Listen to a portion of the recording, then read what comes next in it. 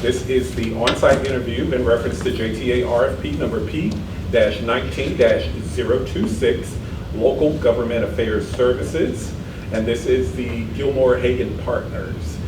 This is an interview, so we do encourage dialogue.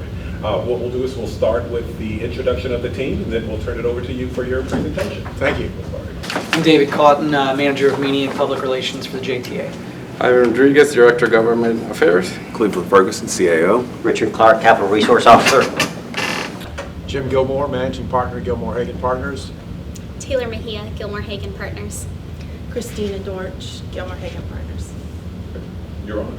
Well, thank you very much for the opportunity to be here today and talk with you about Gilmore Hagan Partners, what we have done within the community, what we have done for JTA, and we really appreciate, Darren, your email on a potential opportunity for JTA as it relates to financing for transit improvements. We have been involved, and I have been involved in Jacksonville for over 30 years. As you see from the handout, Gilmore Hagan Partners is what we believe the most nimble, relationship-driven economic development and government relations firm in this particular area, focusing on public-private partnerships, government relations, and working with both public and private sector clients.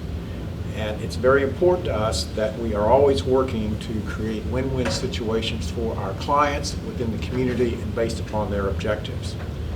In the last 30 years, there are 3 significant projects I'd like to call your attention to that we are extremely proud of that show and discuss our skill sets as it relates to P3s and working to build the community. The Proton Therapy Institute for the University of Florida, where we actually designed and developed a special financing model that the City Council passed, an enterprise zone financing mechanism that produced, as you know, one of the most cutting-edge cancer treatment centers in the entire state of Florida and the United States, one of the first of its kind.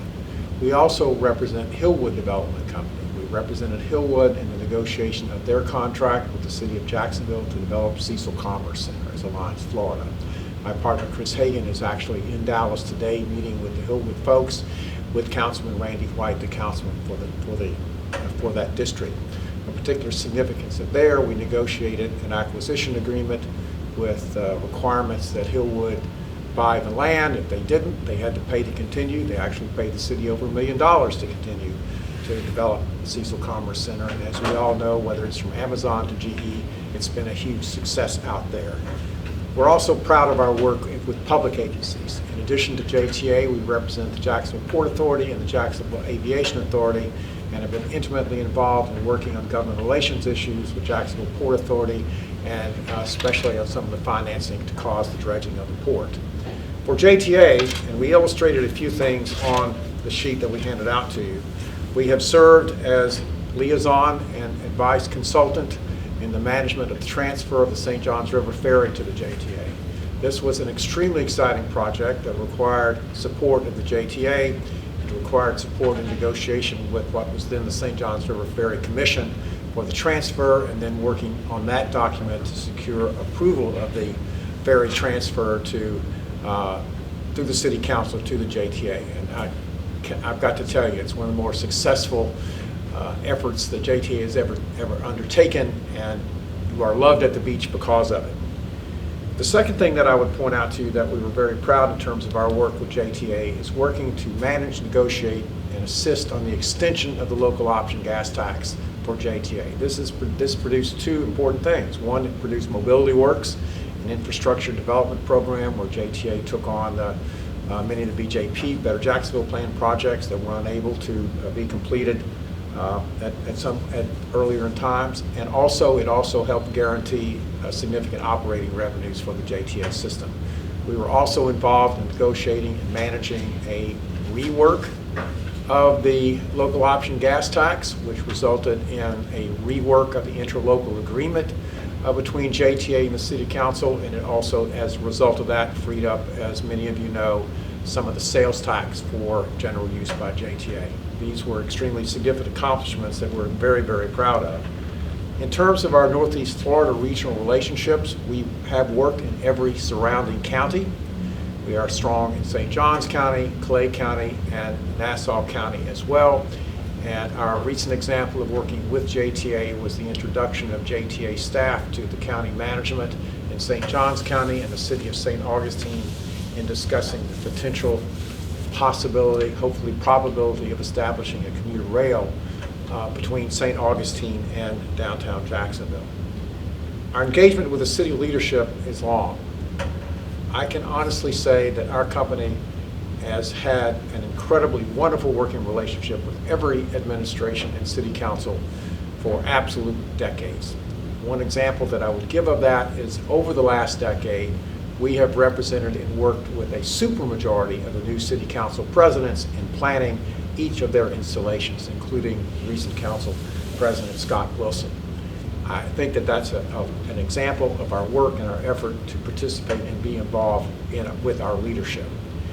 Particularly, we have been involved in working with JTA every year when a new budget is submitted to the City Council. And in that regard, over the last number of years, there have been some significant issues which we have helped and advised JTA in managing. One of the most significant ones of those is a change in the budget process and your budgeting process and the city's budgeting process, so that JTA doesn't have to go back to the City Council every year, every time there is a change in your budget requesting approval again. That was also a significant factor. And to add on that point about our relationship with the city, it goes beyond just the elected leadership that we work with and have good relationships with.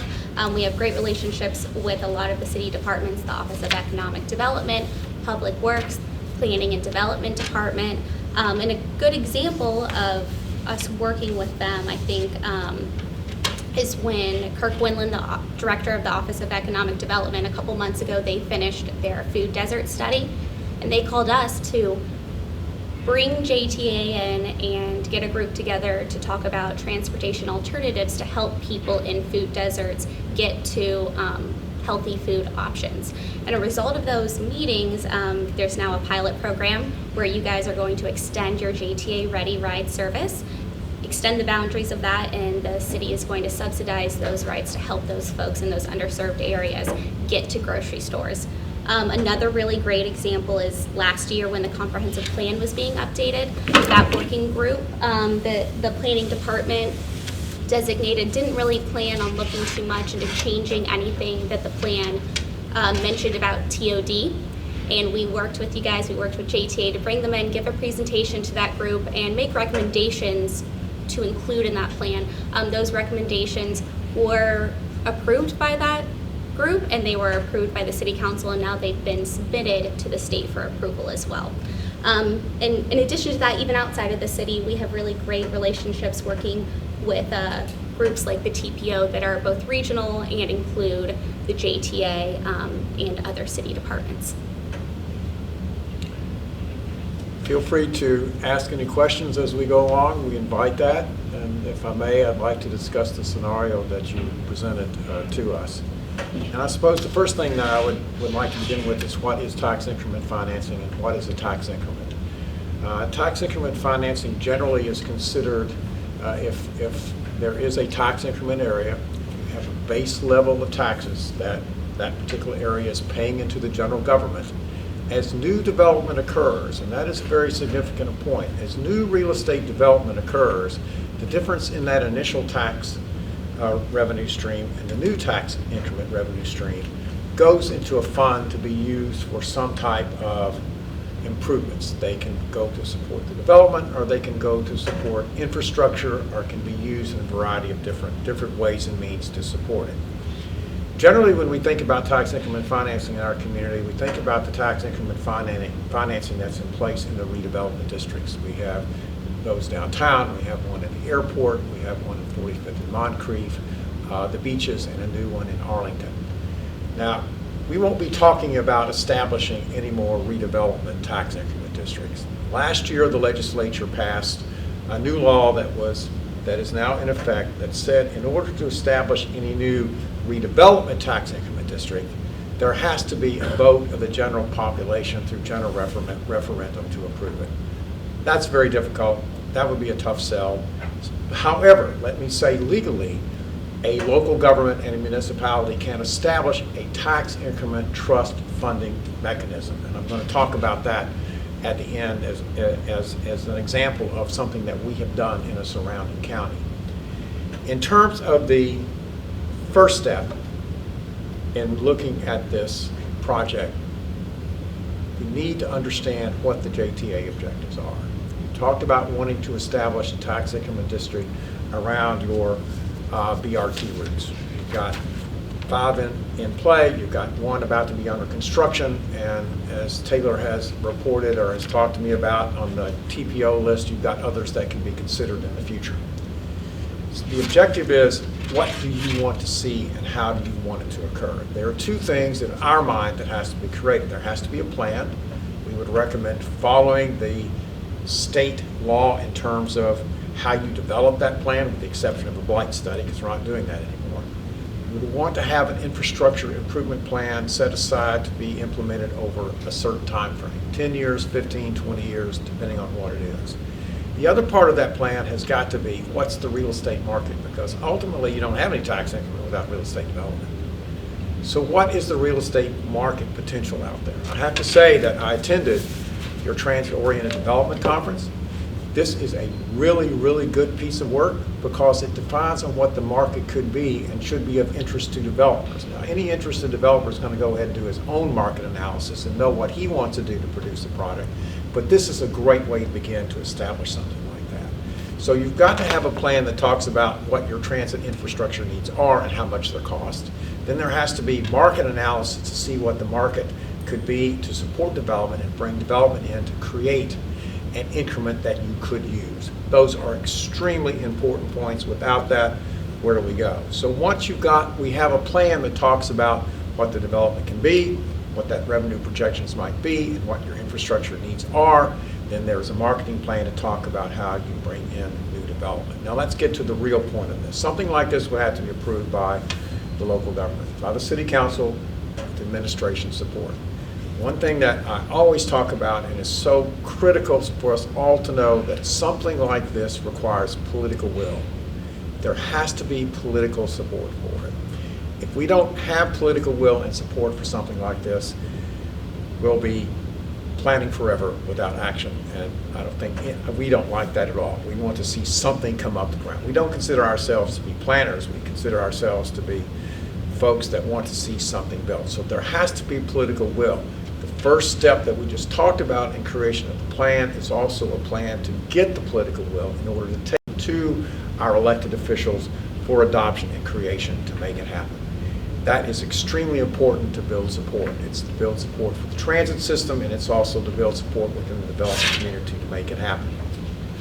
Currently, part of the analysis in the plan, and this was passed out to you so that to remind everybody about this, and we actually worked on this back in 2017 when it was up for consideration. There is this transit-oriented development in the zoning code, ordinance code, and that is really quite comprehensive. It actually identifies, as you see from the first page, areas that are suitable to be a part of the TOD zoning overlay.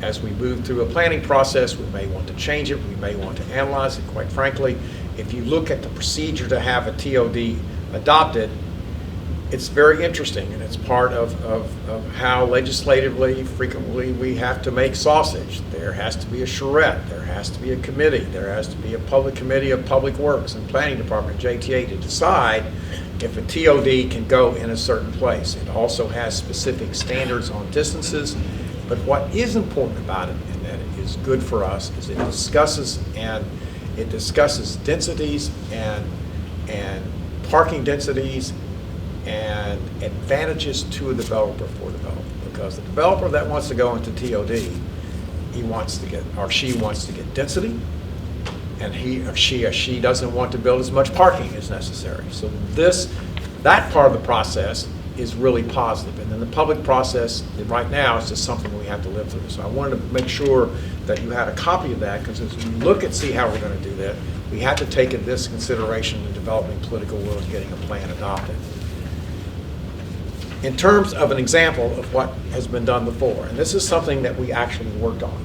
We were hired by Gate Development Company to examine their 1,600-acre property in St. Johns County, the Durbin Creek area. it is, and is currently being developed, a very, very large parcel designed exclusively for commercial, office, and retail development. And I want to come back to political will first. In St. Johns County is primarily known for residential development. It's what you see, what you get, it's what's almost everything out there. For a 1,600-acre parcel to be developed exclusively as commercial and retail hit, if I may, the sweet spot of the interest of the folks in St. Johns County, elected officials and the management of the county. And therefore, the political will was there to do something.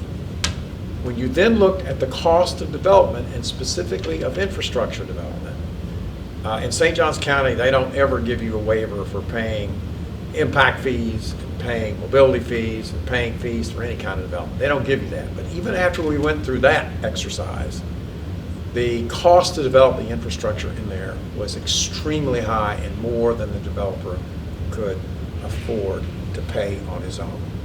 So therefore, we created something that, to my knowledge, has never been implemented anywhere else in the state.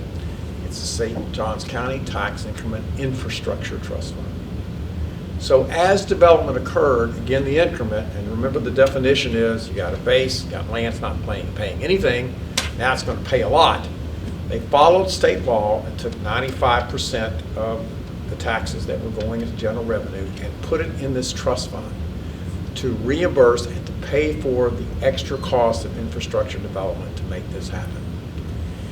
First of its kind, and it's worked. Political will was there, the plan was there, the economic analysis was done, the cost of the infrastructure was known with ways to put in inflation factors as they come around, and we knew what the projected revenue was going to be from taxes so that it could be made available to fund these infrastructures improvements that were required to make it happen. Now, in that particular case, rather than the bonding and the risk come back on the county, the developer is paying for them and they're being reimbursed from the tax increment district fund as well. So that's an important point as we think about ways and means to make it happen. Would JTA want to fund it all and take the tax increment, or would you want the developer to fund it and then reimburse? Options to consider in negotiations to create the P3. So that is a real example of something that has worked in our region. The only one, again, as I know in the state where it's occurred, a tax increment infrastructure trust fund that has clearly stood the test of legal review, where a county or a municipality can establish something like that. And in terms of approach on how JTA would do that, that is the approach that I would take to make it work. With that, I'll be glad to entertain any questions about the concept. Something like this will take a lot of work, but boy, is it worth it. Questions? Well, actually, I'll do the same following question that I did, even though you all already have addressed partly. But having that experience of you working with the special district, the TIF and all, what are common issues that you've seen in every process, even though everything is different, but those common issues, and how would you address them looking from the perspective of JTA? Common issues. Common issues are developing and maintaining political will to make it happen. Common issues are you've got to make sure that your revenue projections are correct, because if they're off, you're only going to get so much, and one has to think about the common issue of how you protect the public agency, which is why, at least in St. Johns County, they put the burden of that back on the developer to fund those transit infrastructure improvements, and if the numbers worked, they didn't, and if not, well, they had to pay for it until they did work. But there was a complex mechanism in place to true it up later on in time. But that's part of it. That is a common issue that one has to consider and think about as well. And we've seen that in downtown Jacksonville, where on this side of the river, there was a time when the tax increment district, and I'm talking about tax increment district revenue projections, did not meet what was assumed, and the general government had to, in effect, loan money to the tax increment district to make sure all expenses were covered. So those are common issues. The other common issue that one has to be really careful about in the beginning is to know exactly what the market's going to be, because this has to be market driven. Without some type of market real estate development, there's not going to be any tax increment. So one has to think very carefully about where you want to begin and how you want to begin, what you want done, and how you get it done, what those numbers are going to be.